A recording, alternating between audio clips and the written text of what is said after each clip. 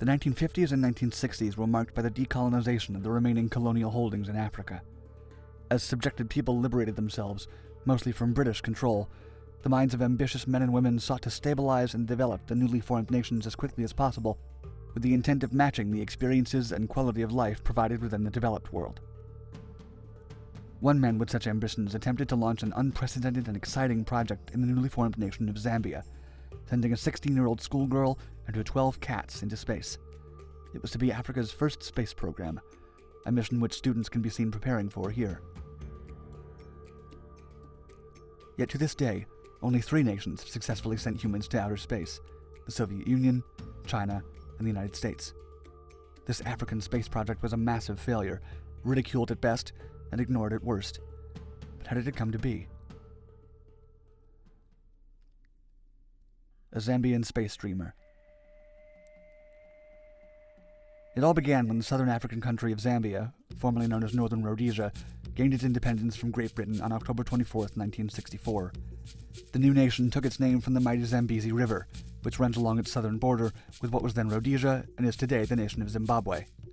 The same year of their independence, at the height of the Cold War, Zambian schoolteacher Edward Makuka Nkoloso launched his great dream and most ambitious project, a space program for his country. Edward Makuka Nkoloso was born in 1919 in the northern part of what would become Zambia. He was a prince of the Bemba warrior tribe, and as a child he received distinctive scars to his temples as part of a tribal initiation. He was educated by missionaries who taught him theology, Latin, and French. Nkoloso said his inspiration for his space program came courtesy of his first airplane flight. During the flight, Nkoloso had asked the pilot to stop the plane so that he could get out and walk on the clouds. The pilot rightly refused the request, and so Nkoloso made up his mind there and then to enter the space race. He would go beyond the clouds and bring space to his fellow Zambians. A quasi-space program is born. Nkoloso was arrested and imprisoned in 1956 and 1957 after joining the freedom movement against the British. He became friends with Kenneth Kaunda, who would later become the first president of Zambia. Nkoloso's connections would prove very helpful in the coming years. Nkoloso founded the Zambia National Academy of Science, Space Research and Philosophy in 1960. By the time of independence in 1964, he was desperately trying to convince the newly formed Zambian government that it should help him set up a national space program. He was adamant that the nation should make every attempt to send the first African astronauts to space, and thereafter to the moon. The Zambian spacecraft and crew.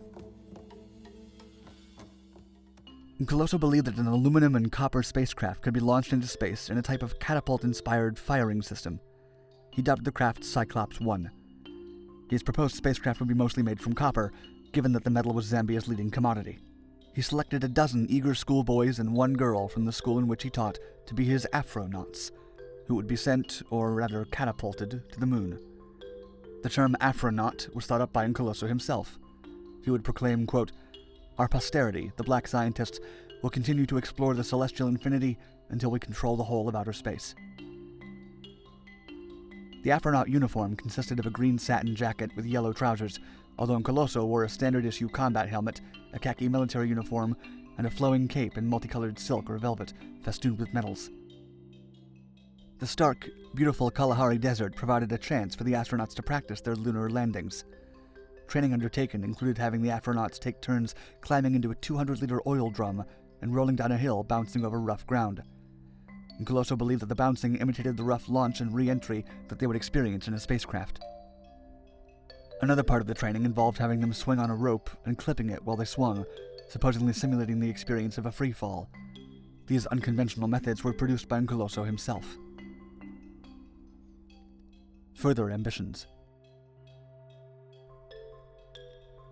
Nkoloso didn't want to stop solely at putting Afronauts in space or reaching the moon. He envisioned landing Afronauts and cats on Mars. One of them would be his pupil, Mata Moamba, age 16. Nkoloso would later claim in a newspaper editorial that he'd studied Mars for some time using telescopes at his secret headquarters outside the nation's capital, Lusaka. He believed the red planet was populated by primitive natives.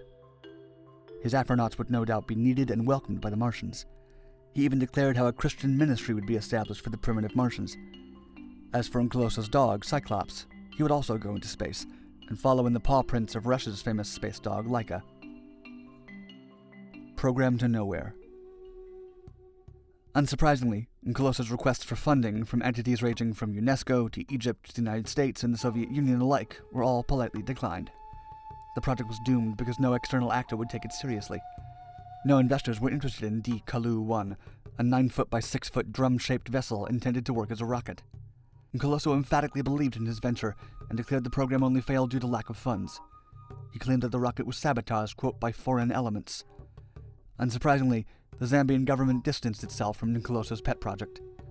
Over the years, the Zambian press called him, quote, an amiable lunatic, a court jester, and Zambia's village idiot.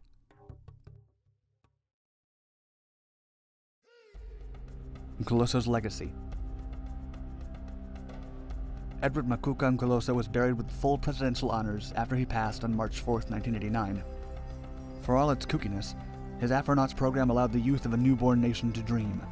It may still provide inspiration for Zambia and continental Africa to shoot for the stars.